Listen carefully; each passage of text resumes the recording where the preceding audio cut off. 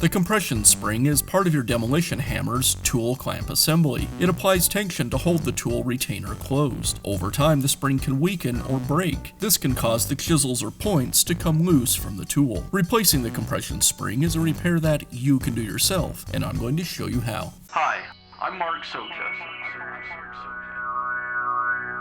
Do-it-yourself repairs like these are easier than you might think.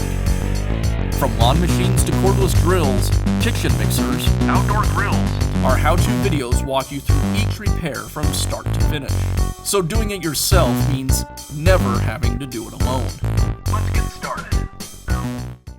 I'll begin by removing the pin from the tool clamp. I'll rotate the retainer until the hole aligns with the pin. Then I'll compress the retainer and use a small screwdriver to push the pin out of the hole.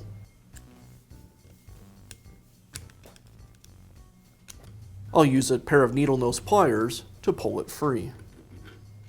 Next, I can remove the retainer. Now I'll remove the spring. Now I can install the new spring. I'll place the spring over the tool retainer. Next, I can reinstall the retaining ring. I'll place the retaining ring on the tool retainer over the top of the spring.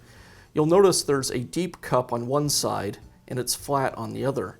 I'll place the flat surface against the spring.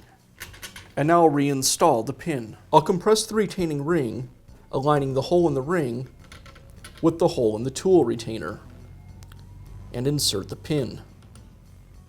I'll use a small screwdriver to insert it all the way through the tool retainer. Then I like to rotate the retainer a small amount so the hole isn't aligned with the pin. And that's how easy it is to install a new compression spring on your hammer. Be sure to check back often for new videos and expert advice. If you found this video helpful, give us a thumbs up And leave a comment.